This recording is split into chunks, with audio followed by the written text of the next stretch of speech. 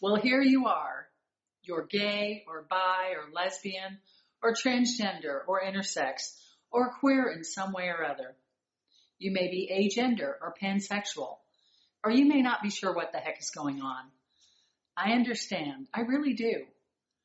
You may even be in a straight marriage and now you realize you're not straight. Believe me, I've heard that dilemma many times in private conversation. Wherever you are, I wrote this course for you to help you navigate your questions, your uncertainty, your spinning head, your aching heart. I wrote it to help you find peace, true peace, peace with yourself, peace in your spiritual life, and as far as it's up to you, peace with others as well. You may have been told all kinds of things about sin, about needing to change, about a requirement to be celibate. This is not that at all. This is about healing from those kinds of hurtful comments or treatment. Just so you know, I wouldn't change you if I could. It doesn't matter where you are in your journey. You belong here. You may be a Christian, a recovering Christian, an agnostic, or something else. That's great. You belong here. You may have once believed in God, but now you don't. With all the stuff that's gone down, you want nothing to do with it. I don't blame you. You may consider yourself an atheist. I understand that. You belong here. You're in the right place. Welcome. Every day I engage with people who have been hurt and need to be loved. I love them and encourage them and offer them hope. And I tell them that they're good exactly the way they are. They're delightful and lovable and worthy, period. And so are you. My name is Susan Cottrell. I have 5 grown kids, 2 boys and 3 girls. 2 of the girls identify as queer. The older one, Annie, is bisexual. She dated men, she dated women, and now she's married to Edward. The younger one, Hannah, is fluid. I founded FreedHearts to fight for them and to fight for you because it is so needed. I found so many people being badly hurt by their families, by Christians. You know the stories. You may have lived one. When Annie came out, we accepted her completely. We didn't think twice, but we did have to rethink our theology. We didn't have to rethink our love for our daughter. But what it really did for me was made me reconstruct everything I thought I understood. When she asked me several times, "Are you sure you won't reject me?" I said, "Annie, of course not. No, I won't. But why do you ask?" She said, "Because I've seen it so many times." That broke my heart. That's when I knew the church is in deep trouble on this. So I founded FreedHearts. It started as a blog and it grew into a massive, big online event. I wrote Mom, I'm Gay, Loving Your LGBTQ Child and Strengthening Your Faith, which is really freeing for parents. And I also wrote True Colors, Celebrating the Truth and Beauty of the Real You, the deeply healing workbook dedicated to freeing you to be you. It's the companion to this course. I wrote it all for all the people who messaged me, who emailed me, who told me through tears about their religious families. I wrote it for you, to heal all the wounds. There's amazing stuff in here. The book is more dense, with more material than I can cover in this course. So I recommend you work through both together. I've listed the corresponding chapters here so you know where you are in this course. Or you can just binge watch the videos and then work through the book afterward, or just watch it without the book. However you want to do it, works. I made the videos so I could bring this healing to life and talk intimately with you, almost face to face. I'm committed to walking through this with you as a mentor, as a friend, as a mom if you need it. I promise that by the end of this course, you will see things differently.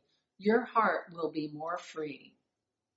When Annie first came out, we had to sort out what it meant for our family and our faith. And our church was useless. The few people I told basically said, it's a sin and you can't accept it. I knew that answer was insufficient. I mean, they pull an answer right off the shelf, like they think that's the final word. But anyone who's read anything about Jesus knows Jesus doesn't pull an answer off the shelf. His interactions are personal and they heal the heart. We'll talk about your parents in here. I'll refer to your parents or community as if they are non-affirming, because every day I deal with people wounded by their parents. And it's a big part of what I'm here to help you heal. It may be someone else in your life or other community that's been unsafe for you. Just translate what I'm saying so that it reaches those places in you that could use healing. Let me share what my friend Kate messaged me. Well, it finally happened. I shared your video and my dad officially unfriended me on Facebook and said I cannot have an active part in his life because he must choose either his beliefs or me. He did not choose me. It hurts more than I expected. So this is the part where I lose my family because of my sexuality. I said, Katie, I'm so sorry. I'm appalled that a father could choose his beliefs over his daughter. He doesn't realize he could have both, and you and a vibrant relationship with God. Tragic. She said, I know, and it hurts. He's trying to say I don't know God because he doesn't believe I can be gay and be a Christian. He and Mom accused me of being brainwashed, lying about myself, and turning my back on the truth. They say I disappointed them, even though I'm kind, loving, strong, and living out my purpose. They say I won't succeed until I get back on track with what they want me to do. I said, I know it hurts bitterly. Please, please hear me tell you that they're wrong about you. They don't understand this. Even though you know that, I'm telling you again, they don't understand. Many parents are afraid that God is going to punish you or them if you don't somehow change. And they're afraid of what others will think. The LGBTQI community has been so maligned that parents are embarrassed, and some parents are truly psychotic. I cover it all deeply in the book. I'll talk about God too, and I'll speak only from the perspective of freeing you from a false understanding of God, because so many Christians have bashed people in the head with religion. I have no agenda for your spiritual life, except for you to be free from lies you've been told about God, about what God thinks of you, and about your worthiness. This whole course is designed to help you be free. Far too many LGBTQI people are bludgeoned with vitriolic lies that God is not happy with you, that you've disappointed God. Really? How could you disappoint God? What is God, an alcoholic rager you have to tiptoe around so you don't get zapped with a lightning bolt? No. And I realize you can argue that image of God from the Old Testament. There's much more to say about that than I can explain here, okay? But I will do that in a future course. But right now, just remember that when those religious leaders brought that picture of God to Jesus, he said, no, no, no, you don't understand God at all. You may have grown up in a church or family that taught you to fear God. We're told we have to work hard to stay close to God. But listen, how could you get far from God? Isn't God everywhere? Even the Bible they're quoting at you says, if I go up to heaven, you're there. If I go down to the grave, you're there. I mean, how far away can you get? Look at it this way. This world is like a wild forest we're born into. You emerge at one end and you exit the other end. And in between, it's full of winding paths and tangled roots and who knows what. You cannot make it without turns and roundabouts and forks in the road. That's just not happening. But you don't have to be afraid. It's all God's world. You won't go wrong. Just look at how children come in full of wonder and possibility. And then adults shut them down, teach them to be afraid. Fear is learned. We don't have to be afraid. As you go through this wild forest, you'll come across people in various places along their own path. They might be telling you, you must take their road to get where you're going, but your path is different from theirs. They don't know your journey. They may be up a tree like a scared rabbit, and they're afraid of a dog down below, but they don't know that dog just wants to be their companion. Or they may be imagining the dog. Some people will terrorize you about hell or about God's wrath. They don't speak for God. You don't have to become afraid of their dog and join them in the tree. You can find rest and peace. You deserve peace. And so I bring you this course. As a mom and as a friend, here's my promise. I'm here for you on this journey of healing, to discover how beautiful you are, just as you are, no exceptions. I will tell you what you should have heard in school, in church, in your family. Together we will recover the love that belongs to every human being.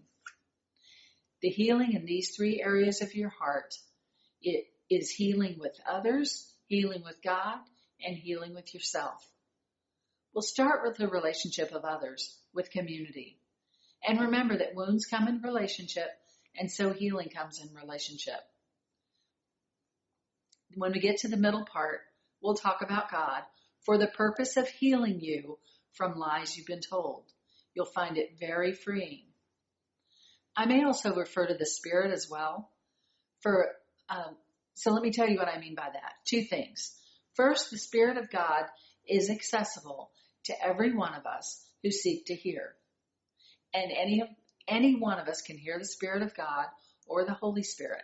You may not believe that. You may have been taught not to trust yourself to hear God. And you may want nothing to do with it. That's perfectly fine.